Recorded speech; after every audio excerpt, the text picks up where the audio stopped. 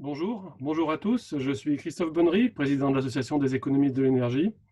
J'ai le plaisir de vous accueillir aujourd'hui dans ce séminaire, ou ce webinaire plutôt, intitulé Covid-19, le rôle du nucléaire dans le plan de relance, que nous organisons aujourd'hui avec Paris School of Economics. Nous sommes ravis d'accueillir aujourd'hui Moez Fauda, professeur associé à Paris School of Economics, qui a accepté d'ouvrir et d'animer ce débat.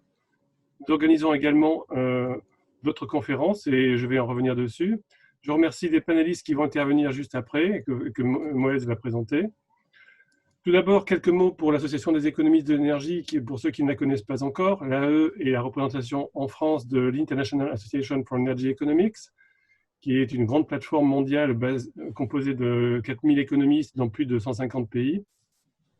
L'AE en France et l'IAE pour le reste du monde fournissent un forum entre économistes et professionnels de l'énergie pour échanger d'idées, d'expériences et des questions importantes de l'actualité.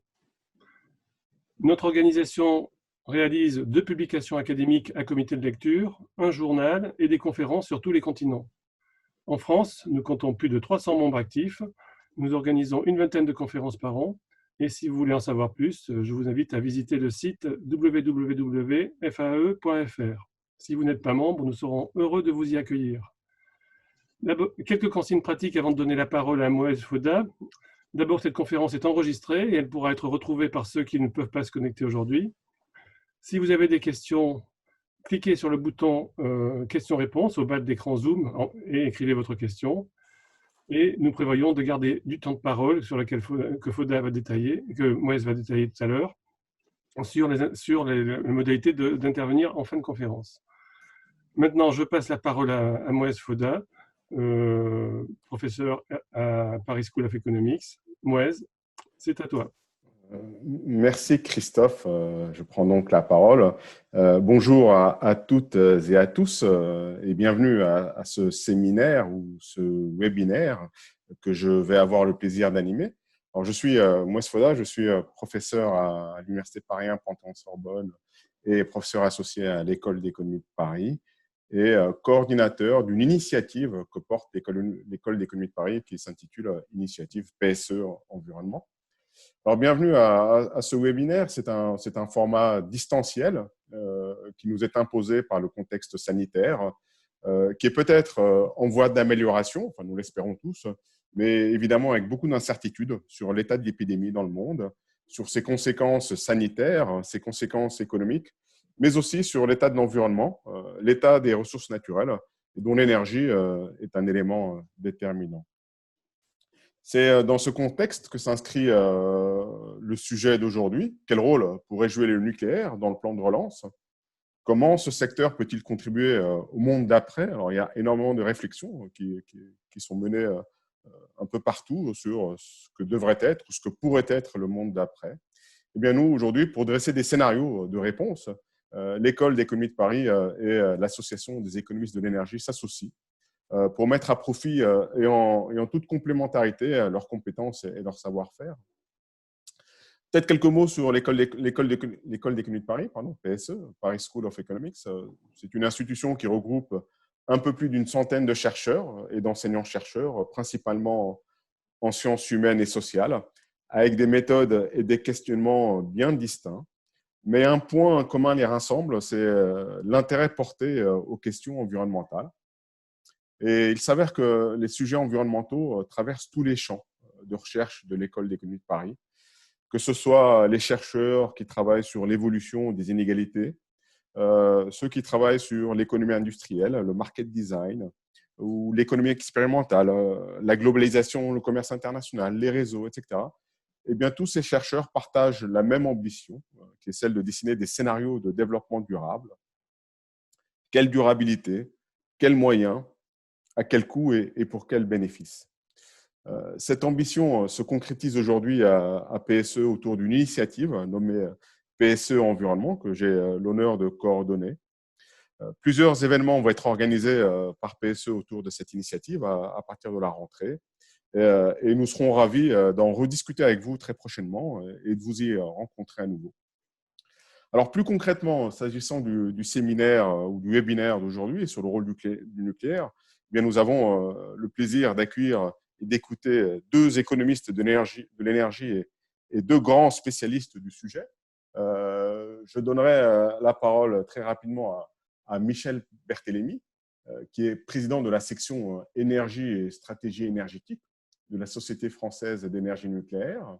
Il est également économiste à l'OCDE et il nous parlera du rôle du nouveau nucléaire dans le plan de relance et de la place qu'il pourrait occuper dans le mix électrique français. Il interviendra pour une vingtaine de minutes environ. Puis Fabien Roch prendra ensuite le relais.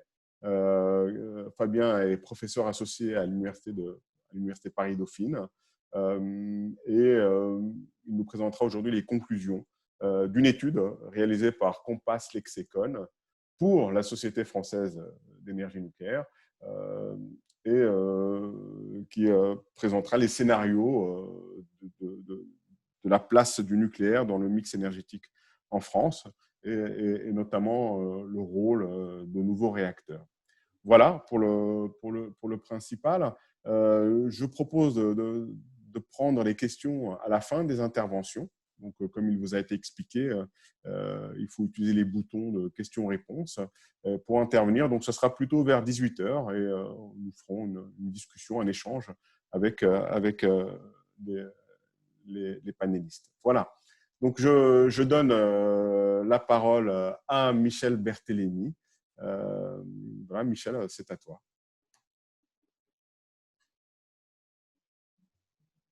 Je te couperai au plus tard à 17h25.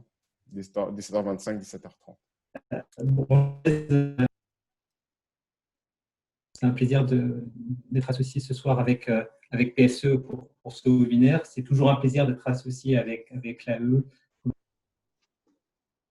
On avait organisé déjà un premier événement physique à l'époque, il y a un an et demi de cela, à l'Université de Dauphine. Donc, ce qu'on vous propose ce soir avec Fabien, c'est d'abord de vous présenter un court avis, un papier de position que la SFEN a présenté sur la place du nucléaire dans le plan de relance. Nous sommes particulièrement pertinents compte tenu de l'actualité de repositionner le travail de Fabien dans ce nouveau. Et d'ailleurs, il y a bientôt plus de 6 mois. Et début mars, ce travail a été quasiment finalisé. Et puis, la crise du Covid est arrivée, le confinement est arrivé. Et c'est vrai qu'il nous semblait naturel de vraiment prendre le temps de comprendre un peu les conséquences, enfin, en tout cas les premières conséquences, pas les avoir tous tirées de cette crise avant vraiment de sortir ce nouveau travail sur le long terme et 2050. Alors,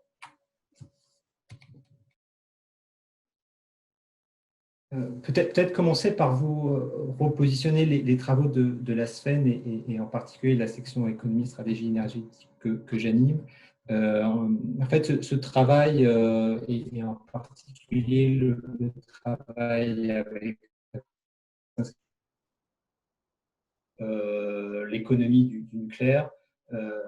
La SFEN est une société savante et c'est vraiment important pour elle, pour nous, d'avoir un angle technique autant académique que possible sur ces travaux, sur ces sujets qui sont souvent des sujets d'actualité fortement débattus. Donc voilà, toute une série de notes techniques que vous retrouvez sur le site de la SFEN qui couvrent à la fois la question des coûts du nucléaire existant nouveau, déjà des questions de scénario. Il y a à peu près 2 ans de cela, à l'occasion du débat de la PPE, on s'était associé à l'époque avec Pantelis Capros qui développe une modèle de la Commission européenne.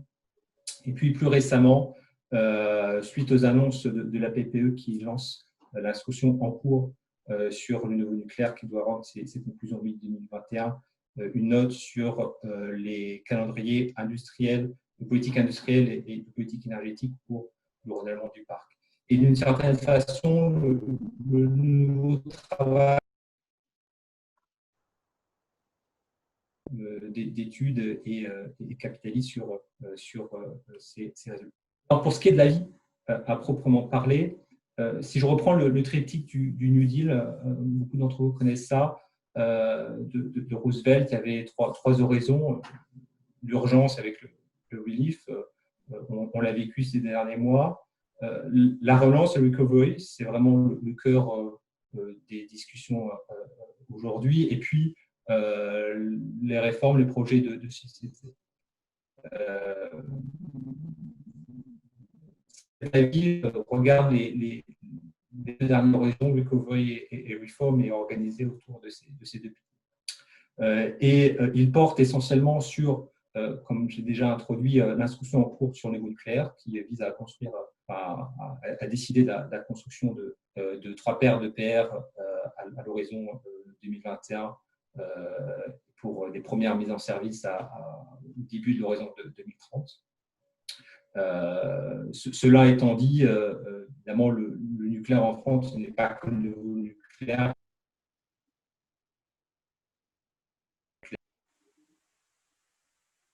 Qui représente à peu près 46 milliards d'euros, qui évidemment sera d'une certaine façon un socle aussi pour la relance de l'emploi. Évidemment, cette instruction est en cours, donc il est important qu'elle suive son cours, mais il nous paraît pertinent de la repositionner aujourd'hui dans le plan de relance pour plusieurs raisons. Évidemment, si on prend la question de l'efficacité économique que ça aurait, un des critères que beaucoup regardent, notamment mes collègues à l'AIE, c'est les emplois créés. Donc, si on compare le nucléaire par rapport à d'autres filières énergétiques, c'est bien connu que le nucléaire est fortement créateur d'emplois.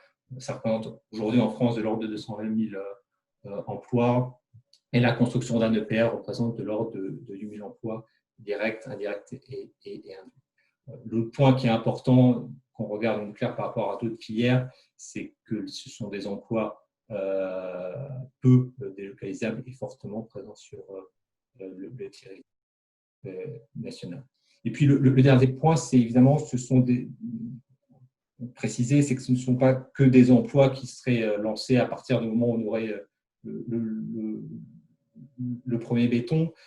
C'est également beaucoup d'emplois en amont, parce que beaucoup de pièces de gros forgés doivent être anticipées, parce que toutes les études d'ingénierie représentent déjà à elles-mêmes plusieurs milliers d'emplois. Au niveau de l'efficacité des filières,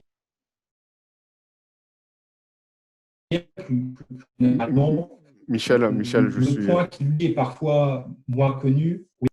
Oui, je suis désolé de te couper, mais il y a souvent des hauts et des bas avec le son. Alors, peut-être pourrais-je te suggérer de couper la vidéo, peut-être ta vidéo. Merci. Un amortisseur donc, pour les autres filières industrielles. C'est particulièrement vrai vis-à-vis de l'aéronautique. Il y a un certain nombre d'industriels qui partagent leurs activités avec la supply chain aéronautique. Et évidemment, on voit bien que ce sont d'autres filières industrielles qui vont faire face à des difficultés économiques importantes. Et donc, d'une certaine façon, le nucléaire peut contribuer à amortir les effets de la crise sur ce tissu industriel français plus général. Au niveau macroéconomique, cette fois, évidemment, on est tributaire des modèles macroéconomiques qu'on utilise. Ce n'est pas PSE que j'ai besoin d'expliquer ça. Il existe cependant une étude récente, en fait 2 études récentes qui ont été réalisées au niveau européen, conjointement d'un côté par Deloitte pour la filière nucléaire avec Foratom, et de l'autre côté pour la filière éolien avec Wind Europe. Et ce qui est intéressant, c'est que quand on regarde les effets d'entraînement, notamment contribution au PIB par gigawatt installé ou par terawattheure produit, on voit que le nucléaire se positionne assez favorablement par rapport à d'autres filières, typiquement l'éolien. Et ça, c'est lié à trois effets principaux. Il y a le premier que j'ai déjà évoqué, qui est le haut niveau de localisation de la supply chain au niveau français, de certaine façon au niveau européen. Le deuxième, c'est la contribution nucléaire aujourd'hui à la compétitivité des prix d'électricité des industriels et des ménages. Pour mémoire, les prix d'électricité en France sont de 70% moins élevés qu'en Allemagne. Pardon, les prix d'électricité en Allemagne sont 60% plus élevés qu'en France. Et puis, troisième point, un niveau de qualification plus important, ce qui se traduit par des salaires plus élevés dans le nucléaire et donc un effet au travers des dépenses des ménages. Et donc, des effets induits au niveau macroéconomique. Le troisième point, en termes d'efficacité économique, se situe plus au niveau des territoires, qui évidemment est une problématique montante aujourd'hui dans nos discussions politiques économiques de façon générale.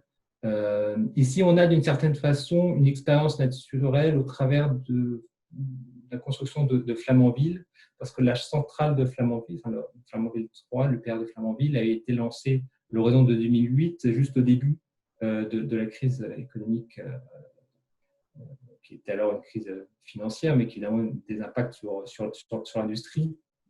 Et il y a une étude récente de la Chambre de commerce et d'industrie de Normandie qui a notamment montré qu'il y a eu un effet stabilisateur important sur tout l'arrondissement de Cherbourg lié de l'économie française. Puis au niveau plus qualitatif, il y a également un certain nombre d'enquêtes auprès des entreprises locales qui ont montré que le chantier leur permettait de compenser et d'avoir un relais d'activité par rapport à leurs autres activités qui peuvent être Alors, si je passe maintenant au deuxième volet, le volet réforme, hein, donc c'est toutes les discussions qui sont en cours sur ce qu'on appelle en France le monde d'après. Si on essaye de voir comment définir le monde d'après, côté Sven, on a retenu trois composantes. Il y a la composante décarbonation, ça va sans dire. Il y en a une deuxième également qui est au niveau de la souveraineté. Là aussi, on voit bien ce qu'on peut mettre derrière. Et puis, il y en a une troisième qui est peut-être un peu plus difficile à définir, qui est celle de la résilience. Alors, sur la décarbonation, le nucléaire est aujourd'hui évidemment un des socles de l'électricité bas carbone en France. Hein. Donc, le mix électrique en France est de 50 grammes par CO2 à comparer à une moyenne européenne qui est entre 300 et 400 grammes. C'est également, si on regarde une vision un peu historique, un outil pour découpler croissance croissance économique et émissions de CO2. Ce qui est particulièrement important, car si on se projette aujourd'hui dans la SNBC, la stratégie nationale bas carbone à 2050, on voit que l'hypothèse est quand même de maintenir une croissance économique avec une consommation de découpler croissance économique et émissions de CO2. Voilà pour la partie décarbonation. Sur la souveraineté, plusieurs idées à partager avec vous. En tout cas, plusieurs rappels. Donc, si je prends la partie amont, hein, au niveau vraiment de la sécurité, ce qu'on s'appelle la sécurité d'approvisionnement énergétique. Pour ce qui est du nucléaire, sur le plan économique, l'uranium naturel représente 5% du coût de production. Donc, en fait, avec le nucléaire, on est assez protégé des aléas des marchés mondiaux de l'énergie qui ont été quand même assez chahutés ces derniers mois. Et puis, au niveau sécurité énergétique à plus long terme, avec en termes d'approvisionnement, l'uranium naturel est relativement bien distribué au niveau du globe terrestre. Et donc, il y a un certain nombre de producteurs qui n'entraînent pas de risque, typiquement de risque de cartel, comme ça peut être le cas pour d'autres matières premières. Et puis, en parallèle, qui a fait le choix du recyclage des matières nucléaires depuis plus de 30 ans, ce qui lui permet également d'avoir ce qui correspond pour les économistes à l'usine de La Hague en Normandie. Au niveau de la chaîne industrielle, je l'ai déjà dit, il y a le nucléaire est une des rares filières industrielles où la France dispose encore d'une chaîne industrielle nationale complète. Et puis, plus généralement, davantage compétitif sur les marchés.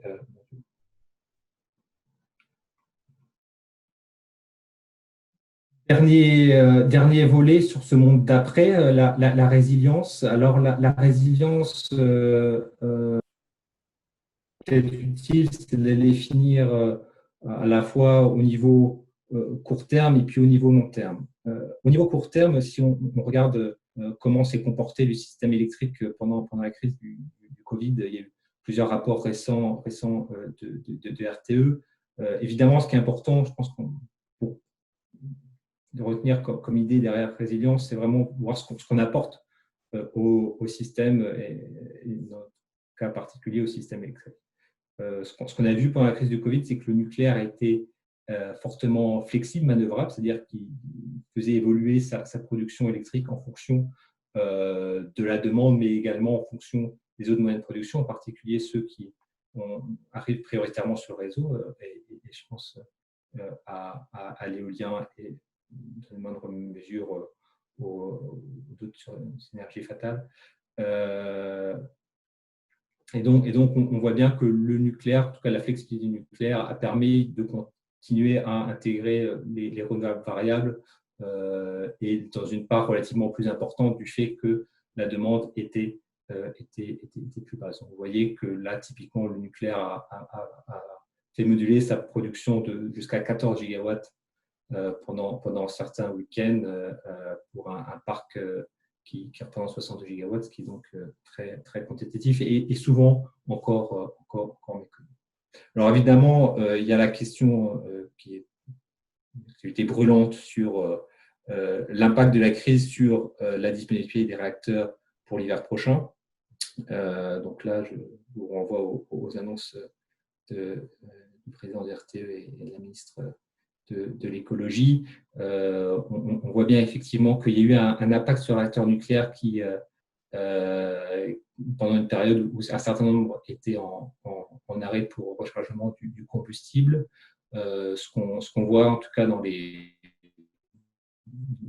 ce qu'a pu dire RTE, c'est qu'il y a eu un travail assez important pour réoptimiser l'arrêt des réacteurs et pour retrouver des marges pour s'assurer d'une bonne disponibilité des réacteurs et minimiser les risques de délestage. À long terme, en fait, ça nous amène sur le travail de Fabien. La résilience à long terme, c'est évidemment voir dans quelle mesure le parc nucléaire et son renouvellement peuvent nous permettre d'atteindre dans les meilleures conditions l'objectif de neutralité.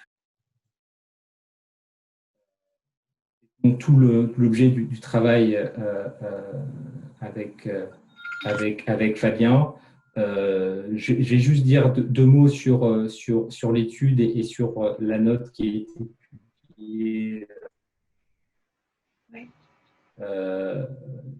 Cette note a deux volets. Il y a un volet qui est un avis de la SFEN sur la base du travail de Fabien, où notamment on porte, on va dire, notre position sur un certain nombre de risques qui sont identifiés par Fabien. Puis derrière, il y a le travail plus technique et de présentation des scénarios à travers une note de Compass, etc. Sur ce, je propose j'ai atteint mon temps de parole, de m'arrêter là et donc de passer la main à Fabien pour nous présenter plus en détail l'étude, ses grandes hypothèses et ses résultats. Très bien. Merci Michel pour cette présentation qui était très claire. Malheureusement, nous avons subi des coupures de temps en temps, mais bon, quand même, le fil a été quand même tout à fait correct. Fabien, je ne sais pas si tu peux partager ton écran, du coup. Est-ce que tu as la main?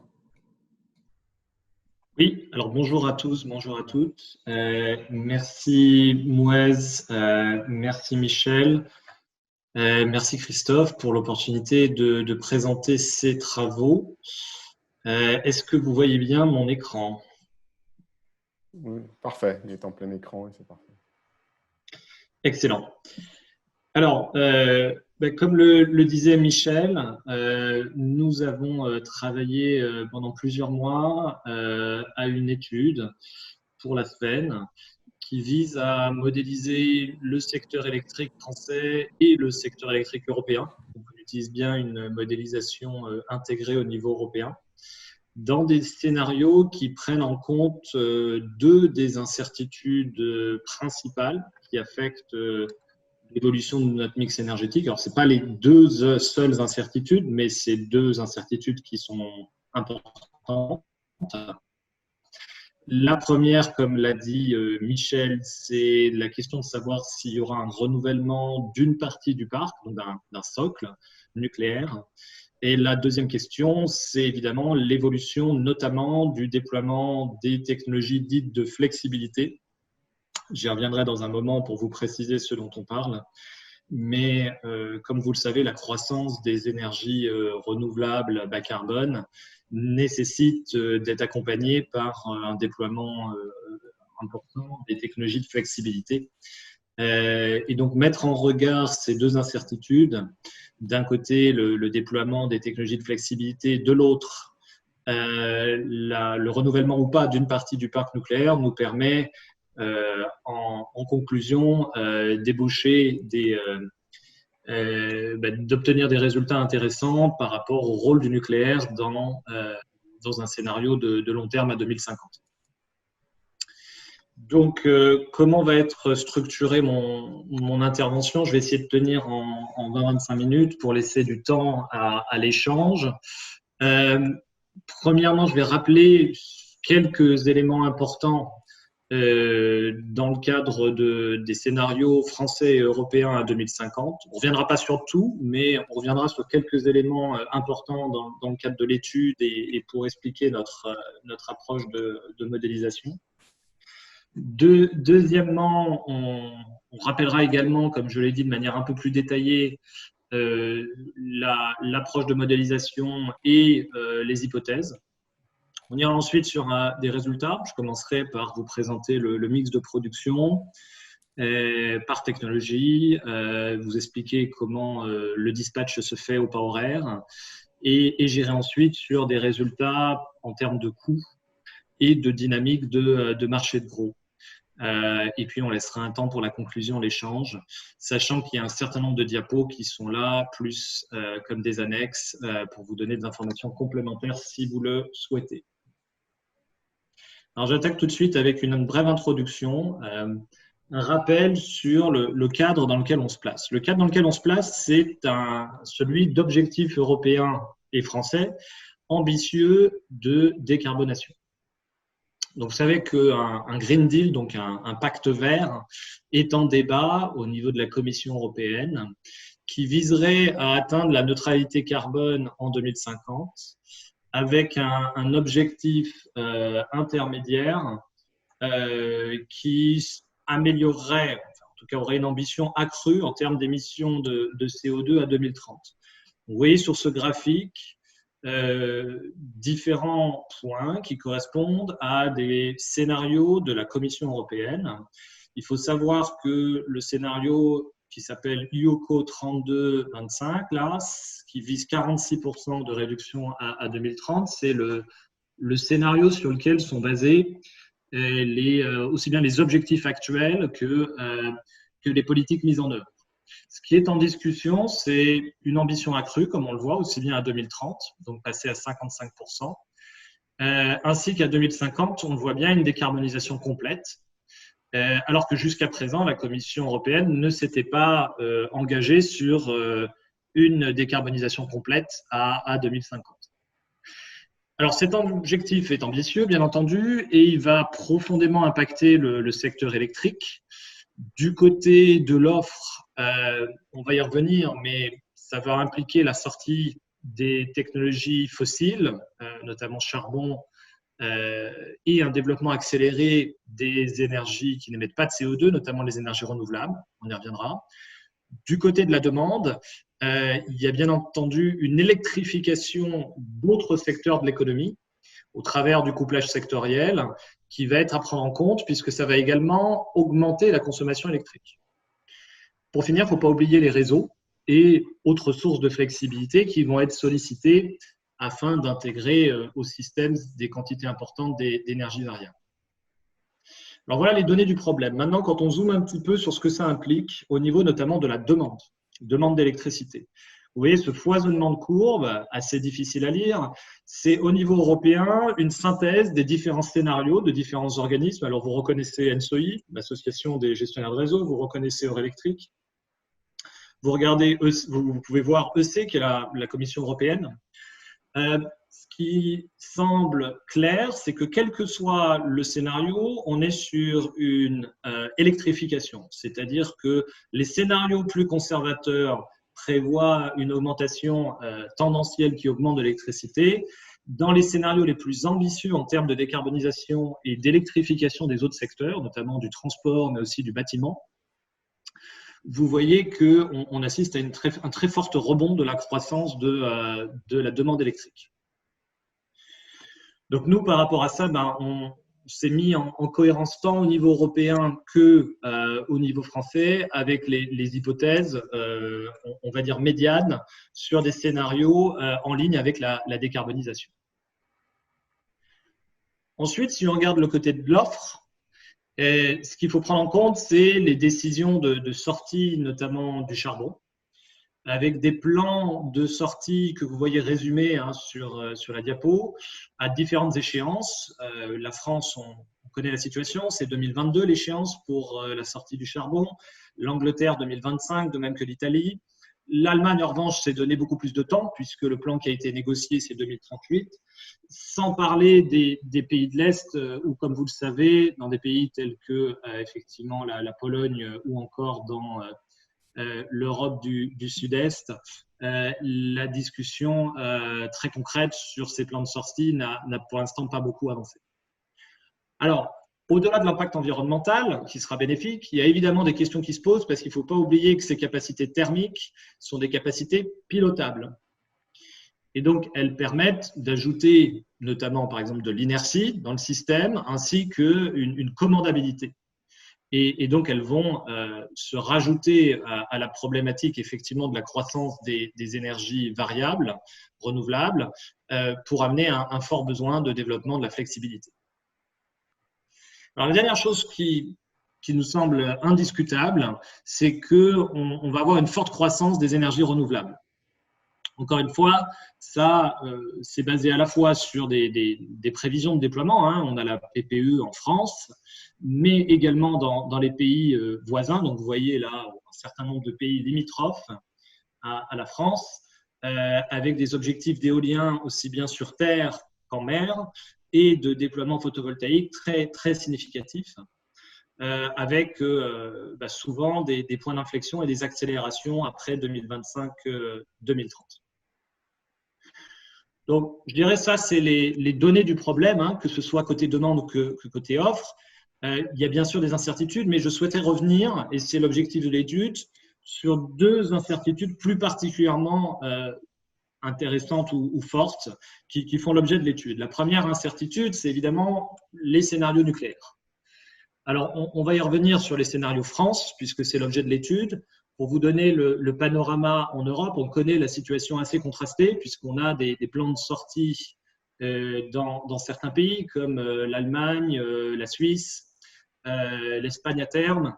On a en revanche des pays comme l'Angleterre, par exemple, qui sont engagés dans de la nouvelle construction et d'autres pays qui en discutent, comme vous le savez, tels que la Pologne ou d'autres pays à l'est de l'Europe. Je reviendrai sur la question des scénarios français qui, comme on l'a dit, font l'objet de scénarios dans le cadre de notre étude. La deuxième forte source d'incertitude qui nous a semblé importante de prendre en compte et de modéliser, c'est le développement de la flexibilité.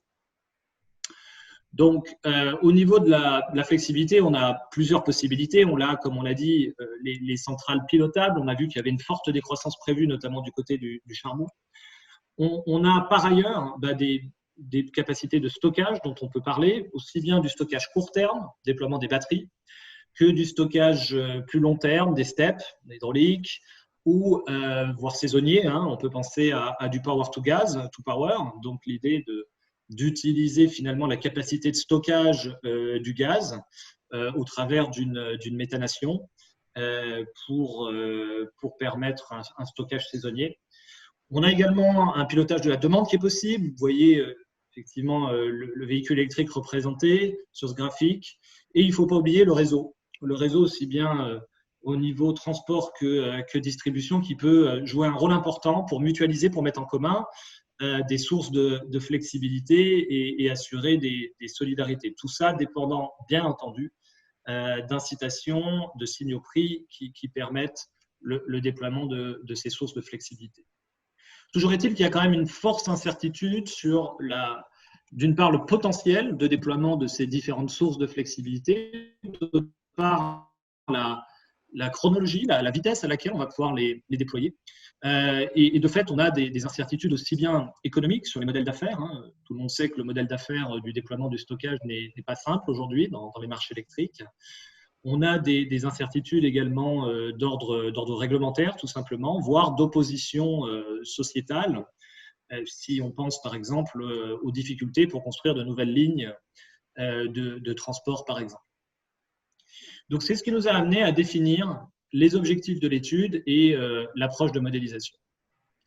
On a décidé finalement de se placer dans ce cadre de la neutralité carbone qui implique une augmentation de la demande électrique, une diminution des capacités pilotables thermiques et qui nécessite un déploiement des énergies renouvelables. Donc ça, c'est des entrées du problème.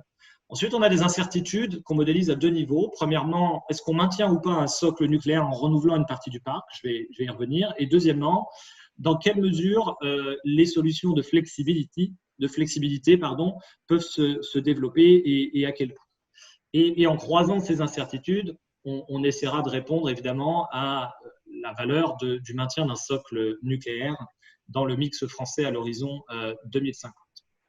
Alors, deux mots de plus sur l'optimisation que nous mettons en œuvre.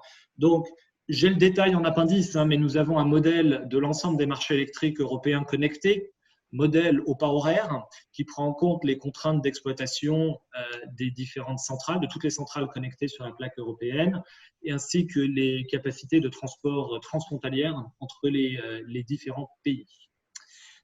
Donc, c'est un modèle qui est utilisé fréquemment et que nous validons empiriquement, c'est-à-dire que nous reproduisons les prix passés afin de nous assurer que le modèle est bien calibré. Très concrètement, comment nous avons différencié les deux scénarios de flexibilité? Tout simplement au travers notamment des coûts pour des technologies de stockage court terme ou de stockage long terme. Donc, premièrement, on a pris un scénario de continuité de baisse des coûts pour les batteries ou le power to gas, qui est calibré sur les hypothèses de référence ambitieuses de décroissance des coûts. Donc ça va être notre scénario non contraint au niveau de déploiement des batteries et du power to gas. Inversement, dans un scénario contraint, on a fait l'hypothèse tout simplement que pour des hypothèses sur lesquelles nous ne nous prononçons pas, puisqu'on n'a pas de spécialité à ce niveau-là, mais d'un point de vue économique, on fait l'hypothèse que les coûts du stockage ne continueraient pas leur baisse, donc stagneraient. Donc voilà nos deux scénarios différenciés au niveau des flexibilités. Du côté du nucléaire, donc là, il faut rappeler premièrement qu'on a quand même la PPE qui nous donne une trajectoire jusqu'à 2035 avec 14 fermetures qui sont actées.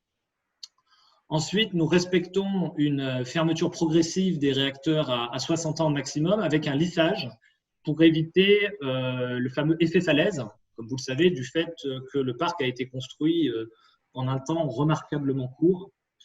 Donc, ce que vous voyez, c'est que dans un scénario dans lequel on ne relance pas de nouvelles constructions, on a une décroissance de la capacité nucléaire qui arrive finalement à 2050 à 15,5 gigawatts restants.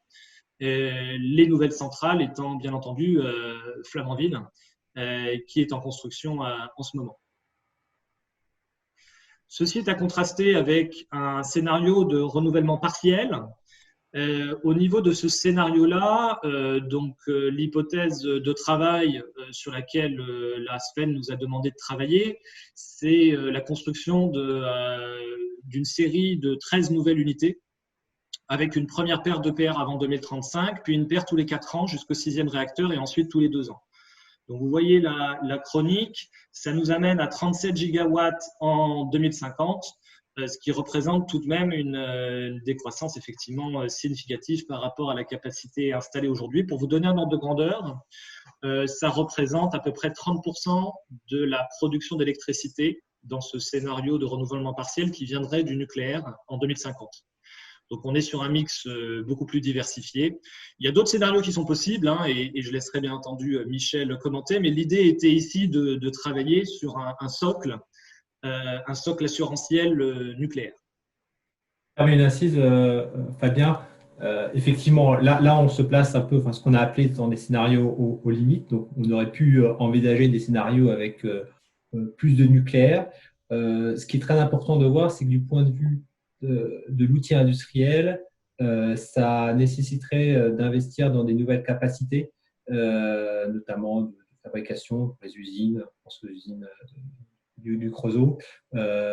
Et donc, voilà, on n'a pas fait cette hypothèse et on se place dans un scénario où on reconstruit le parc avec l'outil industriel existant. Donc, voilà, merci Michel pour effectivement cette précision. Et donc, vous voyez qu'on a 2 fois 2 scénarios, ce qui va nous amener des combinaisons possibles. Et comme je vous l'ai dit, on va utiliser notre modèle européen de dispatch afin, d'une part, d'optimiser sur le court terme, donc l'équilibre offre-demande au pas horaire, et également une optimisation dynamique de long terme. Donc là, c'est laisser le modèle déterminé pour les capacités qui ne sont pas fixées, c'est-à-dire pour ce qui n'est pas du ressort du nucléaire, par exemple, dont la trajectoire est fixée à l'avance. Mais le modèle va pouvoir optimiser le mix de renouvelables, par exemple, qu'il va construire, et il va faire ça en fonction, évidemment, des coûts, des hypothèses de coûts qui décroissent pour obtenir le moindre coût total au niveau du système. Alors, comme vous le voyez, les entrées qui sont essentielles, c'est ce que je vous ai présenté tout à l'heure, la demande, l'hypothèse des prix des combustibles fossiles qui sont calibrés sur l'Agence nationale de l'énergie, et puis des hypothèses exogènes, par exemple, de plans de sortie du charbon. On reste dans un cadre de modèle de marché tel qu'il est aujourd'hui. On pourra en discuter d'ailleurs en conclusion, puisqu'on verra dans nos conclusions qu'on arrive à mettre en lumière certaines limites du modèle de marché actuel. Et en sortie, on obtient effectivement les prix de marché de gros au pas horaire, ce qui nous permettra de parler de volatilité, de prix. On obtient les flux, donc ça nous permettra de regarder les imports-exports de la France, l'impact sur la balance commerciale. On obtient également les consommations de combustible, donc on pourra parler de coût système. Comme je vous l'ai déjà dit, on pourra parler d'import-export. Donc, pour synthétiser ce sur quoi va porter l'optimisation, l'optimisation du modèle va porter essentiellement sur le déploiement des technologies propres. Donc, il a le choix entre différentes technologies, sachant que pour ce qui est des technologies, donc cycle combiné ou cycle ouvert à gaz, on fait l'hypothèse, conformément à la PPE, que c'est à partir de biogaz que ces nouvelles technologies pourraient tourner. Et on prend en compte évidemment le déploiement des sources de flexibilité, comme je l'ai dit, court terme aussi bien que saisonnier. Si ça vous va, je vais vous montrer les résultats en 2 temps. Je vais commencer par vous donner une idée effectivement de ce mix, hein, à quoi ressemble le système électrique en 2050 que nous simulons dans les différents scénarios. Et ensuite, on ira sur une comparaison de ces scénarios suivant les différents indicateurs que je vous ai mentionnés. Et on conclura. Je vais attaquer avec quelques messages clés. Les messages clés qui ressortent, c'est que pour atteindre la contrainte de décarbonisation complète du secteur électrique, sans surprise, il nous faut un développement continu et accéléré des énergies renouvelables. Vous verrez que dans nos différents scénarios, on atteint des capacités installées très fortes, aussi bien d'éolien que de solaire. Ceci doit s'accompagner d'un développement très important également des sources de flexibilité, sans surprise, avec des montées en puissance de filières industrielles qui, pour certaines, restent encore immatures aujourd'hui, notamment pour le stockage saisonnier. Ensuite, quand on commence à comparer les scénarios avec ou sans option nucléaire, ce qu'on voit quand on maintient le stock nucléaire, c'est que ça permet de conserver un socle de 30-35% de production de base décarbonée en 2050, qui limite finalement le recours aux autres sources de flexibilité et permet une diversification du mix. Dans le scénario sans l'option nucléaire, on a la nécessité d'un développement accru des énergies renouvelables et des sources de flexibilité, et on a un impact sur la balance commerciale. Je vais vous présenter ça plus en détail. Donc, ce que je vous présente ici, c'est la capacité installée en gigawatts. Vous voyez le système actuel avec le rôle important du nucléaire, l'hydraulique, et ensuite les énergies renouvelables ainsi que le thermique qu'il reste aujourd'hui et qui est amené à sortir. Ensuite, vous voyez que dans les scénarios dans lesquels on maintient l'option nucléaire, hein, donc c'est ce que je vous montre, le socle nucléaire, vous le retrouvez ici, avec un renouvellement partiel, comme on l'a dit. Vous avez toujours notre hydraulique, bien entendu. Et derrière, vous avez une augmentation très significative des énergies renouvelables. Alors, l'éolien terrestre est développé, donc vous voyez, entre 70 et 80 gigas, proche de son potentiel maximum estimé par l'ADEME. Donc, quand on parle de potentiel, le gisement maximal, c'est les chiffres donnés par l'ADEME. L'éolien en mer nécessite également une montée en puissance rapide, hein, puisqu'on atteint des niveaux très ambitieux. Pour ce qui est du solaire, alors sur le solaire, évidemment, on a un fort déploiement, notamment sur les premières années. La difficulté ensuite vient de la cannibalisation des revenus. Alors, cannibalisation des revenus, c'est le fait qu'en installant beaucoup de solaire en France et dans les pays autour, finalement, on a pas mal de production pendant la journée, souvent pendant des heures creuses, et donc ça baisse les prix marché à ce moment-là, ce qui limite la profitabilité. D'où la nécessité du développement des technologies de flexibilité, on y reviendra, mais aussi d'où la problématique du modèle de marché actuel qui nous donne cet impact sur les prix. On y reviendra. Alors, comme je vous le disais, ce qui va être important, c'est d'accompagner ce développement important des énergies renouvelables avec des capacités de flexibilité. Donc, vous voyez qu'en 2050, dans le scénario de flexibilité accessible et ensuite flexibilité limitée avec des coûts plus importants, on n'a pas tout à fait le même mix. Donc, certes, on en déploie un petit peu moins, mais on a une nécessité dans le modèle d'en déployer néanmoins, hein, pour que ça boucle physiquement. Dans le scénario de flexibilité accessible, il y a évidemment de la flexibilité du côté de la demande, avec des effacements qui se déploient de manière importante. On parle également du côté de l'offre de déploiement des batteries et du stockage saisonnier. Donc, vous voyez un développement du Power to Gas to Power, 14 gigawatts. On a quelques tags biofuel qui se font également. On a des steps additionnels Et on a, comme je l'ai dit, les nouveaux usages côté de la demande, notamment, avec des effacements qui contribuent. Du côté de la flexibilité, du scénario de flexibilité limitée, du fait de coûts qui sont différents, on doit aller sur des technologies plus conventionnelles de flexibilité. Donc, par exemple, on fait plus de TAC biofuel, moins de power to gas to power, puisque la technologie n'a pas de coûts qui décroissent. Et c'est ça qui est contraignant. Alors, quand on a dit tout ça, on a parlé de capacité, on n'a pas encore parlé d'énergie produite et consommée. Donc, voilà ce à quoi ça ressemble en termes d'énergie. Donc, vous voyez ce fameux socle à 30-35% de nucléaire. Ensuite, vous retrouvez le solaire, l'éolien en mer et sur terre, ainsi que l'hydraulique, qui représente le reste du mix. Alors maintenant, ce qui est important, c'est évidemment qu'on s'est placé dans le cadre où on avait le socle nucléaire. Si on n'a pas ce socle nucléaire, donc on regarde un scénario contraint où il n'y a pas de renouvellement.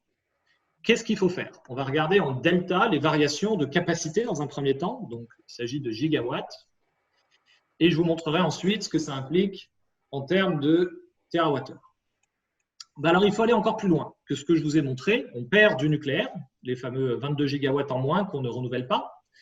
Donc, il va falloir faire plus de renouvelables. Comme on est au niveau de saturation du gisement, au niveau de l'éolien, le modèle va aller chercher finalement ce qu'il peut encore construire. Et en l'occurrence, c'est du photovoltaïque. Donc, on va faire 65 gigawatts d'énergie renouvelable supplémentaire. Et on va en faire dans le reste de l'Europe aussi, puisque le modèle optimise. Et donc, il va optimiser en fonction des coûts. Il ne va pas uniquement regarder la plaque française, il va voir s'il peut jouer sur les imports-exports. Donc, il induit quelques investissements additionnels à l'étranger. On va également devoir faire plus de flexibilité. Donc, on va faire au total 36 gigawatts de plus de capacité de stockage, donc 29 de batterie et 7 gigawatts de stockage saisonnier, 5 gigawatts de TAC biofuel. En terawattheure, qu'est-ce que ça implique? Ça implique, comme vous le voyez, donc on perd de la production nucléaire vu qu'on ne renouvelle pas. En revanche, on va avoir plus de production renouvelable et on va avoir effectivement un rôle des stockages qui se traduit par effectivement des pertes accrues, puisqu'évidemment, dans les conversions, on a des pertes à prendre en compte aussi bien au niveau des batteries que du stockage saisonnier. Donc, tout ça pour résumer le fait que, bien entendu, c'est faisable. On peut le faire, en tout cas, techniquement, le modèle sait le faire. Il s'est bouclé économiquement et physiquement. Maintenant, ça a des implications sur ce que ça nécessite en termes de rythme de déploiement, des énergies renouvelables et des technologies de flexibilité. Alors, je vais vous passer, pour garder le contrôle du timing, le scénario de flexibilité limitée en vous disant que ça amplifie les résultats.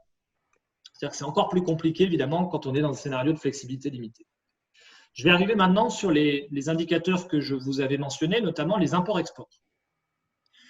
Alors, ce qu'on voit, c'est que dans le scénario avec option nucléaire maintenue, donc le socle que vous voyez en bleu, qu'on soit dans un scénario de flexibilité limitée ou accessible, on maintient un solde exportateur net fort en France, c'est-à-dire supérieur dans tous les cas aux exports qu'on a en net en 2020, de l'ordre de 60 TWh. Vous voyez qu'on atteint un peu plus de 90 dans le scénario de flexibilité accessible et autour de 76 dans le cas d'une flexibilité limitée.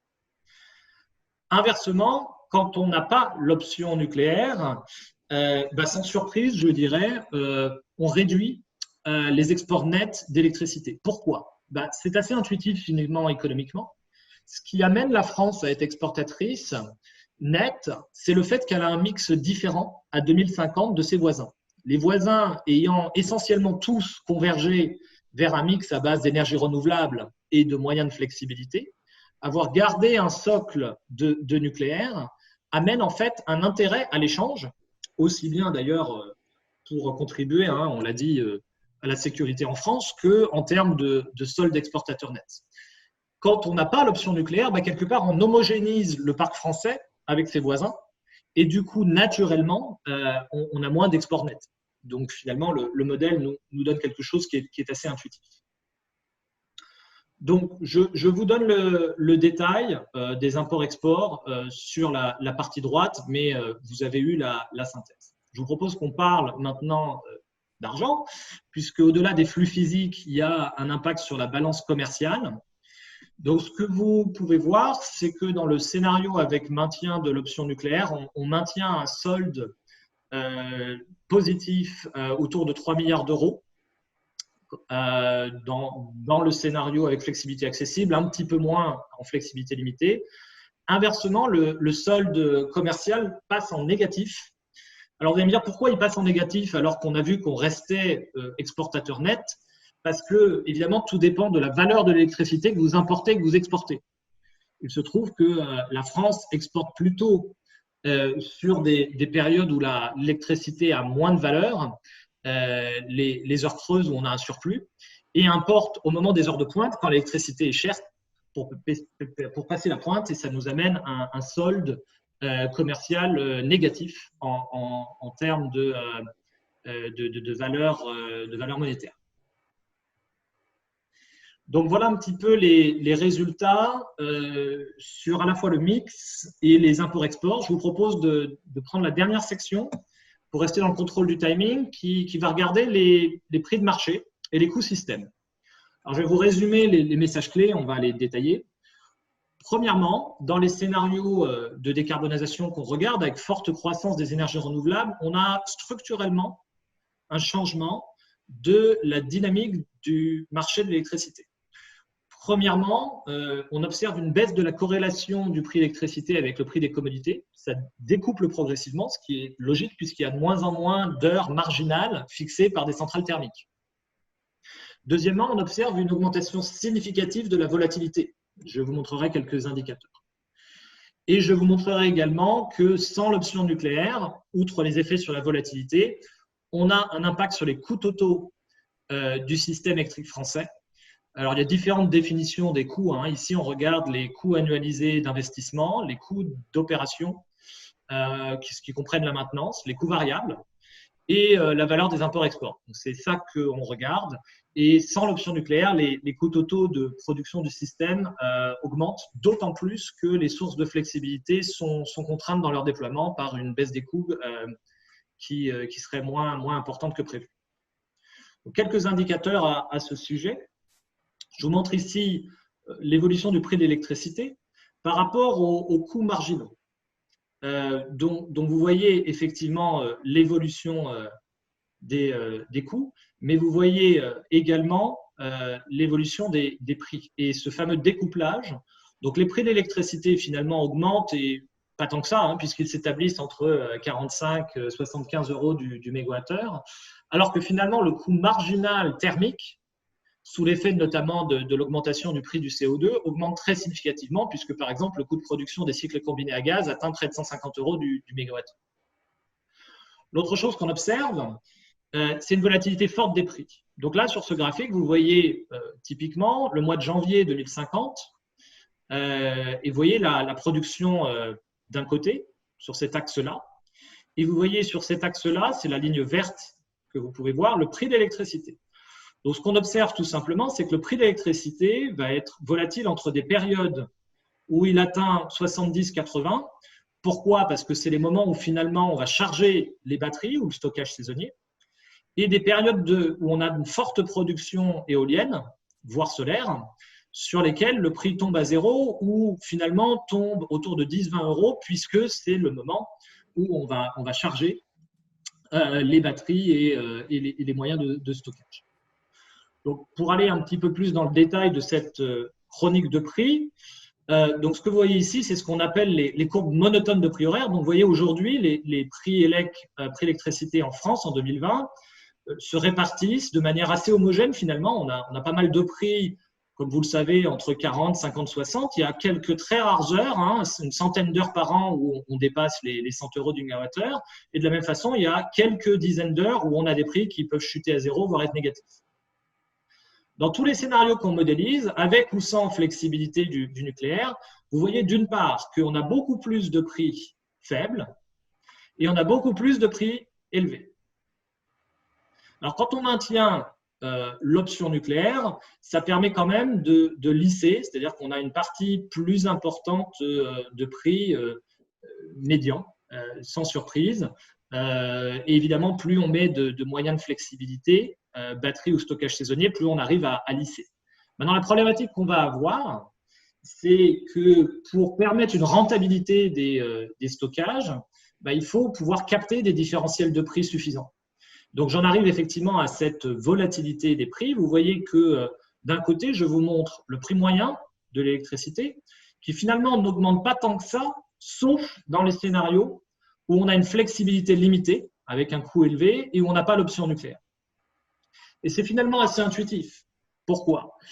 Parce que si d'un côté la flexibilité est limitée et de l'autre on n'a pas le socle nucléaire, vous voyez bien qu'on va avoir à faire appel à des technologies plus onéreuses en termes de flexibilité et on ne pourra pas se baser sur ce socle-là. Donc les prix vont avoir une forte volatilité et vont augmenter. Dans tous les cas, on observe que l'écart type que vous voyez en rouge augmente très fortement par rapport à aujourd'hui. Dernier point, j'en arrive à ma conclusion. Les coûts totaux du système, comme je vous le disais, augmentent. Alors, ils augmentent dans tous les scénarios de manière modérée, mais ça, c'est la contrepartie, d'une part, des investissements à faire dans les technologies propres, d'autre part, des hypothèses de modélisation qui nous amènent à augmenter les prix du CO2 notamment. Quand on est dans des scénarios de flexibilité accessible, avec ou sans option nucléaire, on a une augmentation des coûts qui est finalement relativement modérée. Vous voyez que maintenir le socle nucléaire permet de limiter l'augmentation des coûts. Mais je dirais la valeur assurantielle du socle nucléaire est finalement d'autant plus importante que la flexibilité est limitée. Et ça se comprend bien. Dans les scénarios où finalement on peut compter sur des technologies alternatives au nucléaire pour assurer cette flexibilité du système à un coût raisonnable, on a une valeur assurantielle moindre que dans les scénarios dans lesquels on est limité au niveau des technologies de flexibilité. Donc j'en arrive à la conclusion et je vais juste synthétiser les messages que nous avons vus. Donc le point de départ de cette étude, c'est qu'on se situe dans un cadre européen et français dans lequel on décarbonise le système énergétique à 2050. Afin de pouvoir évaluer de manière robuste la faisabilité aussi bien économique que technique des différents scénarios, il faut se donner, d'une part, d'une modélisation fine. Je ne pense pas que notre modèle soit parfait. On pourra parler des limites de modélisation, mais néanmoins, il a une capacité à modéliser les choses de manière assez fine au pas horaire et de prendre en compte une optimisation intertemporelle. Par ailleurs, il faut se baser sur des jeux d'hypothèses. De notre côté, vous l'avez vu, on a choisi de mettre en exergue deux incertitudes principales. Le renouvellement ou pas du socle nucléaire, on l'a dit, et deuxièmement, des scénarios avec plus ou moins de contraintes sur la flexibilité. Ce que nous obtenons en résultat, c'est que compte tenu des incertitudes sur le déploiement des différentes technologies, il faut raisonner en termes assurantiels. En termes assurantiels, ce qu'on voit, c'est que, premièrement, il y a des défis importants sur la montée en puissance des différentes filières, aussi bien les filières d'énergie renouvelable, puisqu'on arrive à des vitesses de déploiement qui sont très supérieures à ce qu'on a pu faire en France historiquement. D'autre part, des niveaux ambitieux des déploiements de sources de flexibilité qui vont nécessiter une montée en puissance des filières industrielles à nouveau au niveau des batteries ou du stockage saisonnier. Si on a des incertitudes à ce niveau-là, il y a une valeur assurantielle de maintenir un socle de production décarboné d'énergie nucléaire. Bon, dans ce scénario, on a choisi d'avoir à peu près 30%, mais comme on l'a dit et que Michel l'a rappelé, on peut envisager d'autres niveaux. Si on abandonne ce socle, on a effectivement un défi d'autant plus important au niveau de la montée en puissance des énergies renouvelables. On a un impact sur le solde commercial et sur les marchés d'électricité, comme je l'ai rappelé. Voilà, donc j'en arrive à la fin de ma présentation et moi, je propose de vous rendre la parole pour qu'on puisse avoir un échange. Merci bien. Merci Fabien pour cet excellent exposé, très clair, et d'avoir également respecté le timing. Je vous propose de faire une discussion avec les participants qui sont nombreux. J'ai déjà noté quelques questions. Alors, on a différentes façons de procéder. Je peux peut-être donner la parole à ceux qui le souhaitent, qui ont déjà posé des questions. J'en ai noté quelques-uns, comme Thomas Salle ou ou Air Saint-Léger et Pierre Sercombe, et relayer des questions qui ont été posées, relayer certaines questions qui sont posées par écrit. Alors on peut faire un test et peut-être donner la parole à Thomas Salle qui a posé 2 questions. Oui, je lui ai déjà répondu à une des 2 questions. Mais... D'accord. Et alors, peut-être sur la deuxième, s'il n'y a pas d'écho du côté de Thomas Salle, je relayerai sa question écrite dans ce cas-là. Oui, donc la première question, pour rappeler à tout le monde, portait donc l'unité stratégique de filière nucléaire, qui est l'équivalent d'autres comités stratégiques qu'il y a pour les différentes filières industrielles. La question, c'est de savoir si le rapport était basé sur les travaux présentés. La réponse est plutôt négative dans la mesure où le CSFN est sollicité plus directement par le gouvernement. Donc, c'est un autre type de discussion et plus sur des problématiques vraiment industrielles et moins économiques. Il y avait une deuxième question sur la flexibilité du nucléaire pendant le Covid et l'optimum du fonctionnement. On me parle de rendement, donc je comprends que c'est plus des rendements thermiques des centrales nucléaires. Pour moi, c'est vraiment des impacts de second ordre. Si je comprends la question en termes de rendement plus économique, cette fois, je pense qu'à court terme, là aussi, c'est plutôt du second ordre et même être dans l'intérêt de l'électricien d'être flexible parce que ça lui permet d'économiser son combustible et de ne pas produire dans les périodes où les prix d'électricité sont bas, comme les autres moyens de flexibilité de stockage et à contrario d'être disponible pendant les périodes de forte demande. Et à plus long terme, ce qu'on voit avec les travaux de Fabien, c'est qu'avec les monotones de prix nécessaires pour l'émergence des autres sources de flexibilité, on voit que ce sera rentable pour le nucléaire d'être flexible. Donc, il y a une petite perte dans le facteur de charge du nucléaire, mais qui est compensée par le fait que le nucléaire se rémunère pendant des périodes où les prix d'électricité sont plus élevés. Peut-être une question pour Fabien, d'un anonyme. Mais moi, je te laisse peut-être regarder les autres questions. Non, mais ça, on peut interagir. Mais j'avais noté une question assez tôt sur l'effet de cannibalisation. Est-il moins marqué pour l'éolien? Alors, je crois que c'est Fabien qui a évoqué cet effet cannibalisation. Est-ce que cet effet est moins marqué pour l'éolien? Oui, alors il y a quand même une différence fondamentale qui est que, comme vous le savez, les deux ont des productions variables, l'éolien comme le solaire, mais néanmoins, l'éolien n'a pas une variabilité aussi marquée que le solaire, puisque le solaire s'arrête la nuit par définition.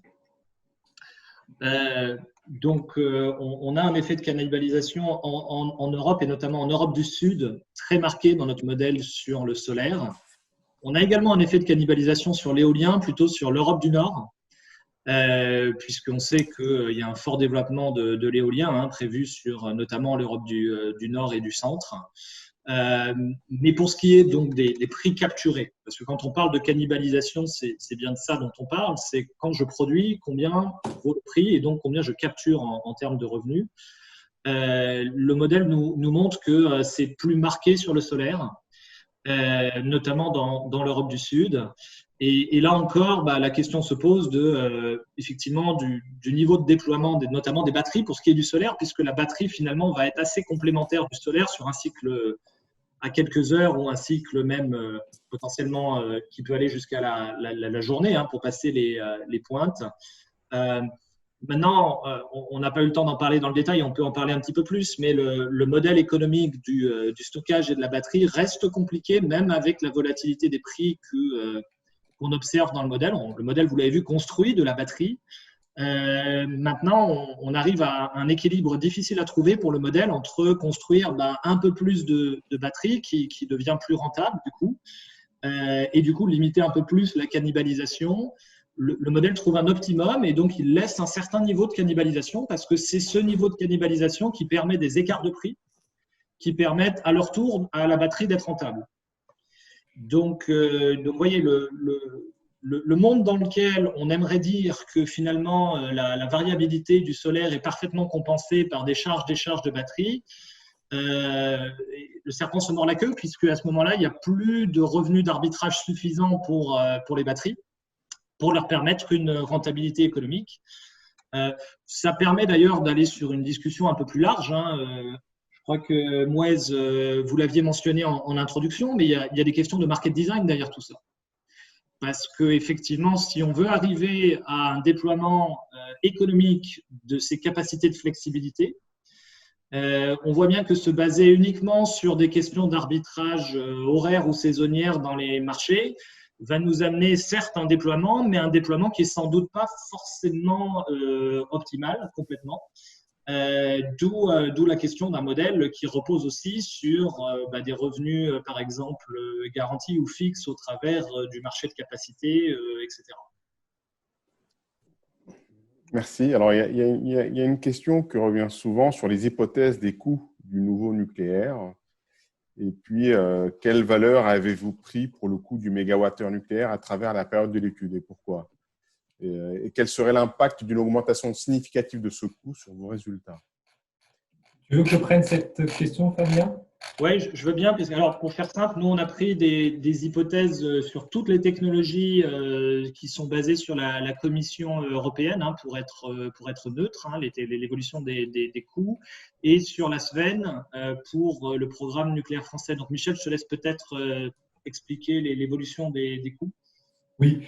Donc, je vous avais présenté en introduction une série d'études qu'a fait la Sven, notamment une qui s'intéressait au coût du nouveau nucléaire et donc qui explique en détail les facteurs d'apprentissage, les effets de série qu'on peut escompter si on lance une série de 6 réacteurs avec une logique de programme. Et ça nous amène à des coûts du nouveau nucléaire qui, grosso modo, vous l'avez dans les annexes de Fabien, et autour, pour le nouveau nucléaire, pour une prochaine paire, démarrerait à peu près autour de 5 000 € du kilowatt électrique et baisserait arriverait à l'horizon de 2050 vers une asymptote autour de 3 500.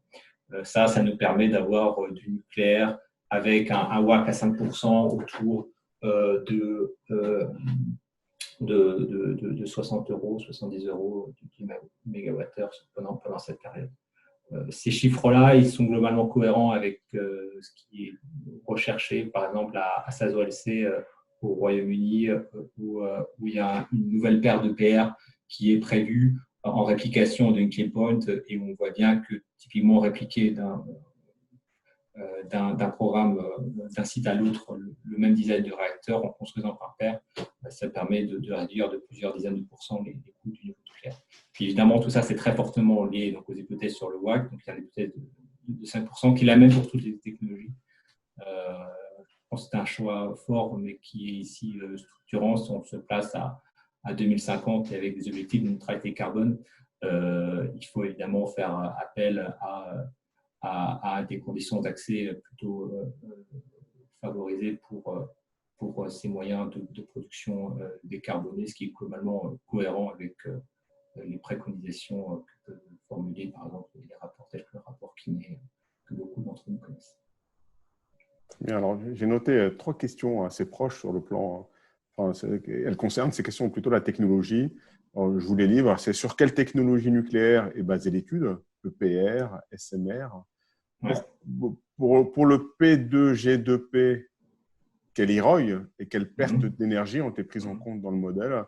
Et quelle technologie de gas to power dans le power to gas to power?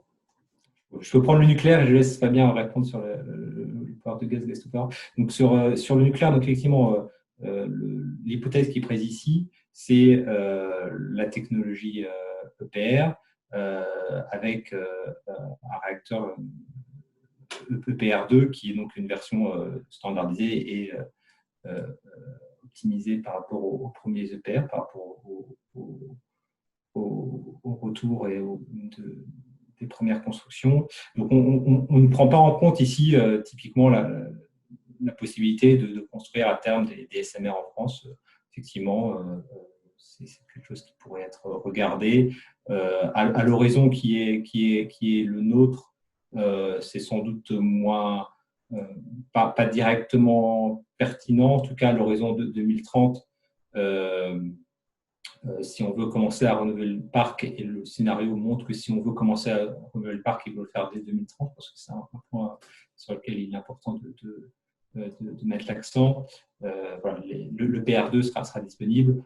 Il y a un projet SMR en France, mais qui est à une horizon temporelle un peu plus éloignée et qui est envisagé plus dans une vision à l'export. Et ça, c'est en partie lié au fait qu'en France, on a un nombre de sites limité. L'ASN n'envisage pas nécessairement qu'on ouvre de nouveaux sites en France. Donc, il y a des grands parkings à côté des centrales EDF où il y a de la place pour construire des réacteurs. Mais donc, il est important d'optimiser les emplacements disponibles. Et donc, c'est pour ça que les scénarios, enfin, les réacteurs EPR font du sens. Et à cela s'ajoute évidemment la structuration de notre réseau électrique à la manière TE. Fabien, pour le Power to Gas, ouais, je vais essayer de vous montrer une diapo là-dessus. Dites-moi si vous la voyez. Oui, très bien. Alors, premièrement, pour répondre à la question d'évolution des coûts du Power to Gas to Power, donc vous voyez nos deux scénarios. Comme je vous l'ai dit, le scénario de base sans contrainte, on s'est calé sur on a fait un benchmark des différentes hypothèses de coûts, de différentes études, comme vous voyez, donc l'étude ADEME, GRT Gas, GRDF, des études alternatives. Et on s'est basé sur vraiment le plus ambitieux au niveau des croissances des coûts. Inversement, dans le scénario contraint, on est resté plat. Sur la question plus précise des efficacités de la chaîne, vous avez une première étape qui est l'électrolyse, où on a fait une hypothèse de rendement en 2050 à 80%, avec une baisse de 60% des coûts dans le scénario de flexibilité au niveau des CAPEX. Ensuite, vous avez la méthanation, où là, à nouveau, on a la même hypothèse, 60% de baisse des coûts et un rendement à nouveau à 80% dans notre hypothèse. Et ensuite, quand vous régénérez de l'électricité, suivant que vous êtes sur un cycle combiné à gaz ou une TAC, on a une hypothèse de 40 à 60% de rendement. Donc, vous voyez, on part de 1, on arrive de l'ordre de grandeur de 0,3. Donc, voilà, il y a sans doute matière à prendre d'autres hypothèses, mais je pense que ça ne changerait pas complètement fondamentalement les résultats.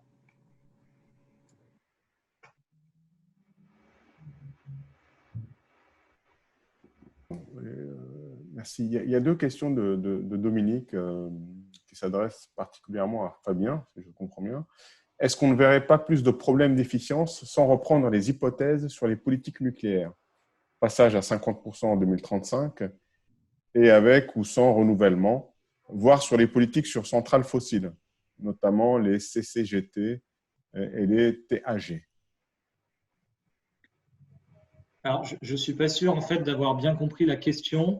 Je peux peut-être l'interpréter et je ne sais pas si c'est la bonne question, mais effectivement, si j'interprète la question comme quel degré de liberté supplémentaire on se donnerait, ou on donnerait au modèle, effectivement, si on relâchait la contrainte politique, soit sur le thermique, aussi bien les fermetures à 2022 que l'absence de nouvelles constructions thermiques, et inversement sur effectivement le nucléaire existant, la PPE. Et ça, c'est effectivement des points de départ de l'étude, donc c'est des contraintes dans lesquelles le modèle doit travailler.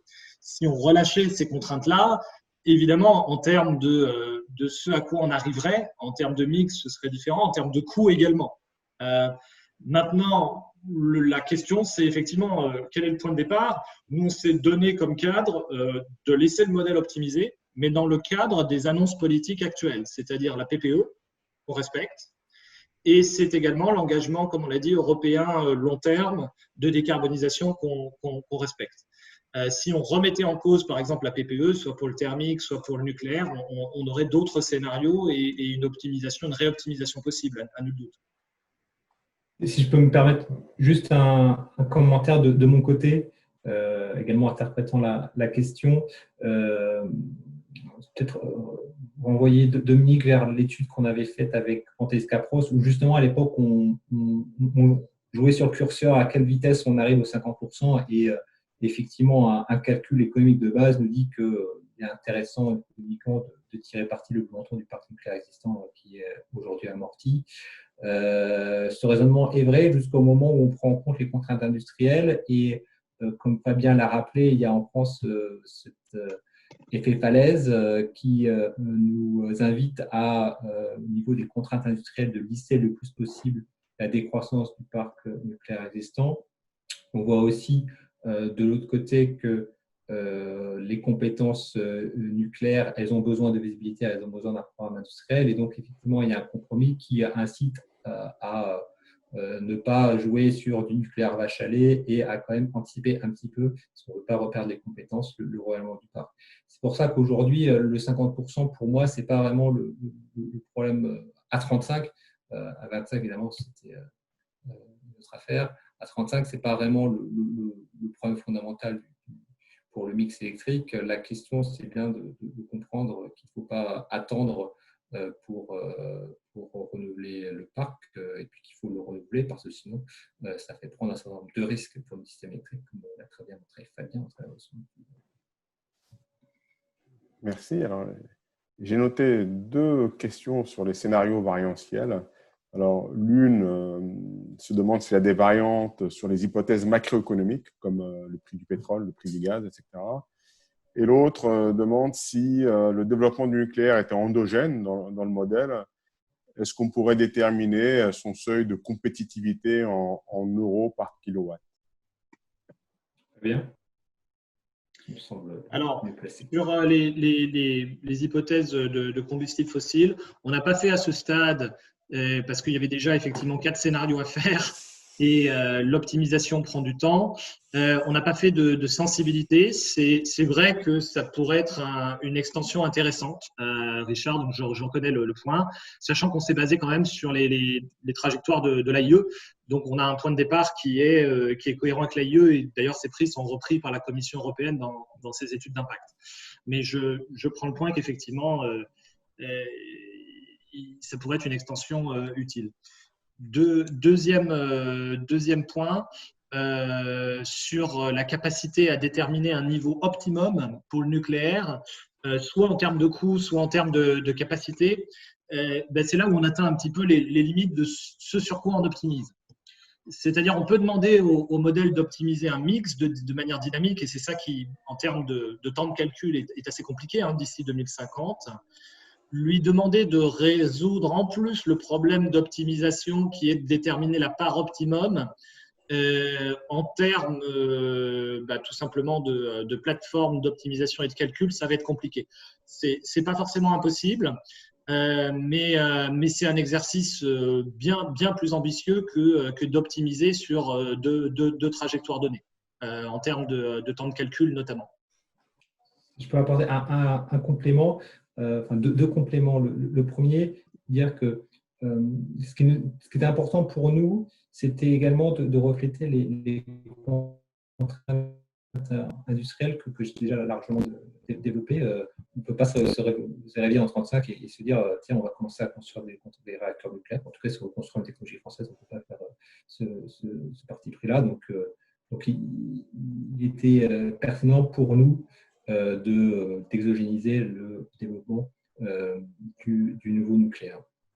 Ce qui nous permettait également de reprendre les plans qui sont envisagés par l'instruction du gouvernement en cours. L'autre point, on observe par contre des résultats sur la rentabilité du nucléaire durant cette période. Donc, effectivement, le nucléaire n'arrive pas de façon endogène s'il est rentable. Par contre, on voit qu'à 2050, le nouveau nucléaire est rentable compte tenu de la modélisation qui a été faite des règles de marché. Donc, effectivement, pour le nucléaire et comme toutes les technologies, c'est forcément tributaire de ces hypothèses. Bien. C'est bientôt l'heure de la conclusion. Il y avait la deuxième question de Dominique qui attend une réponse. Quelles seraient les institutions derrière les résultats? Est-ce que l'investissement par le marché sur les VRE, le stockage, les effacements et le nucléaire, ou bien y a-t-il une place d'un planificateur omnipotent et avec allocation de contrats de long terme? Ça, c'est une question pour toi. Alors ça, c'est un autre volet, c'est le volet modèle de marché. Et on continue à travailler là-dessus au sein notamment de la chaire, la CEM, à Dauphine, avec Yann. Et on approfondit ce programme de recherche-là. J'ai d'ailleurs publié, si ça vous intéresse, un article qui est dans les working papers de la chaire, justement, sur cette évolution vers ce que j'appelle des marchés hybrides. En deux mots, je suis convaincu que le modèle idéal, il est à trouver sur ni l'un ni l'autre. C'est-à-dire que le planificateur omnipotent, on connaît tous ses limites. C'est-à-dire dans le monde de demain, avec la quantité d'incertitudes qu'on a, on a du mal à penser qu'un système centralisé, avec les asymétries d'informations qu'on a, permettrait d'obtenir l'optimum. Inversement, on voit bien les limites du modèle actuel en termes de coordination et en termes de possibilité de s'inscrire sur le temps long. Donc, il faut trouver un modèle qui réconcilie ces deux choses-là. Il me semble qu'il y a des directions intéressantes de recherche et une des idées que je développe dans le dernier papier que j'ai publié, c'est que, premièrement, les expériences d'Amérique latine sont intéressantes à regarder parce que c'est des pays qui sont basculés d'un extrême à l'autre. Au début des années 2000, ils sont passés du monopole vers du marché tout libéralisé et puis ils sont revenus sur un entre-deux avec des contrats long terme. Donc, il y a des choses intéressantes à regarder. La deuxième idée, c'est qu'il faut creuser aussi ce qu'on appelle l'objectif du planificateur. C'est-à-dire, ce que l'objectif du planificateur doit nécessairement être l'optimum. Moi, ce que je défends comme idée, c'est qu'il peut y avoir un rôle pour de la planification et un socle ancré, par exemple, avec de la contractualisation long terme, mais qu'on ne doit pas forcément viser l'optimum, mais un chemin de moindre regret.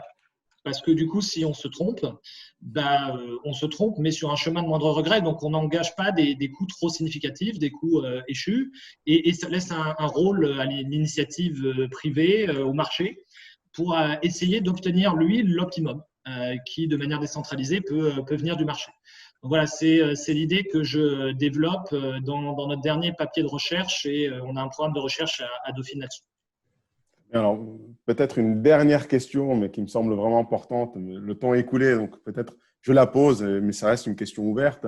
C'est si un dispositif de soutien au nucléaire est nécessaire, pensez-vous qu'un dispositif national soit supportable pour les consommateurs français ou pensez-vous que les dispositifs soient définis à une maille régionale, voire européenne? Ça, c'est dans la continuité de votre réponse sur l'optimum, mais là, on est dans le second rang. Dans l'acceptabilité. Non, mais je pense que ce point permet d'apporter le commentaire suivant qui est que dans cette question, ça fait justement écho au fait qu'il y a un certain nombre de régions qui se sont manifestées pour expliquer qu'elles seraient intéressées par des programmes nouveaux. Cela étant dit, il y a quand même un principe assez fondamental depuis qu'on a reconstruit notre système électrique depuis la fin de la Seconde Guerre mondiale en France, électrique en France, c'est la péréquation tarifaire. Donc, je vois mal comment revenir sur ce principe-là. Et après, il y a un autre pendant à cette question qui est France versus Europe, qui est une question qui n'est pas facile, qui est d'une certaine façon, savoir à qui doit bénéficier la rente nucléaire, qui est une question qui est aussi d'actualité, peut-être plus aussi d'actualité pour le parc nucléaire existant aujourd'hui en France. Oui, je vais compléter brièvement, parce que je sais qu'on est à la fin. Moi, je pense qu'on a tous l'idée, en tant qu'économiste de l'énergie, d'un first best où on arriverait à coordonner les politiques climat-énergie au niveau européen, ce qui évidemment donnerait un cadre beaucoup plus prévisible au marché, aux acteurs de marché. On n'est pas dans ce first best et il est très vraisemblable qu'on ne sera pas dans un cadre comme celui-là à brève échéance, vu que les États souhaitent maintenir leur souveraineté à la fois sur le mix et sur la sécurité d'approvisionnement. Donc, ça nous oblige de travailler dans un second best, comme on le dirait, pardonnez-moi les anglicismes. Et dans ce monde-là, ça rajoute à la complexité du modèle de marché, puisqu'il doit prendre en compte le fait qu'on a aussi ces interdépendances, ces externalités, des faits de mix déterminés politiquement au niveau national. Bien, merci. Le débat est passionnant. J'espère avoir pris la majeure partie des questions. Il y en a forcément une ou deux que j'ai dû laisser de côté. Et il me reste à remercier nos deux intervenants. Merci pour vos présentations très claires. Et je vais laisser le mot de la fin à Christophe. Merci à tous. Merci. Merci à Mouez, merci à PSE de nous avoir accueillis et de co-organiser cet événement avec nous. Merci aux intervenants. J'avais quelques questions, mais je ne vais pas les poser parce qu'on n'a plus le temps. Mais je reconnais bien dans les mots de Fabien l'envie de retourner la table du market design, comme il le dit de temps en temps. Mais enfin, en tout cas, je te remercie aussi, Fabien, d'avoir suggéré ce sujet de conférence qui a permis de valoriser une étude qui est d'excellente qualité, que je voulais vous féliciter. Elle est ouverte et relativement transparente dans ses hypothèses, donc c'est très bien. Les questions qu'on a eues montrent que c'est une étude qui se prête à débat, et donc je pense qu'il y en aura d'autres. Vous êtes bienvenus à nouveau quand vous voulez pour organiser ce genre de conférence. Moi, je vais juste terminer en annonçant la prochaine conférence qui a lieu dans 2 jours. Quelques jours avant le Covid, il y a 2 auteurs, Christian Depertuis et Christian Gaulier, qui ont commis 2 ouvrages remarquables. L'un, le tic-tac de l'horloge climatique, et l'autre, le climat après la fin du mois. Eh bien, on les a invités après la sortie de la période de confinement pour savoir si ils auraient réécrit leurs ouvrages d'une autre façon, selon avant ou après. Donc, et puis en plus, Christian va nous parler peut-être de la nouvelle mission dont a hérité ce groupe d'économistes qui vont conseiller le gouvernement prochainement. Donc, vous êtes bienvenus donc, dans 2 jours, si vous n'êtes pas déjà inscrit à cette conférence, donc accessible sur le site de l'AE, et marqué d'une pierre. Je vous invite à marquer d'une pierre rouge ou blanche, ou comme vous voulez, le 26 novembre, qui sera la conférence annuelle de l'AE, qui se tiendra, j'espère, en physique et pas en virtuel. Merci à tous. Et puis, je vous souhaite Alors, je voulais juste dire que avec l'accord des auteurs, on mettra les slides sur le site de l'AE qui sera accessible à nos membres. Et puis, cet enregistrement sera disponible à tout le monde bientôt sur le site de l'AE également, l'enregistrement en vidéo qu'on a eu aujourd'hui. Merci à tous et je vous souhaite une bonne fin de journée. Merci, à très bientôt. Merci beaucoup. Merci, au revoir. Au revoir à tous. Au revoir.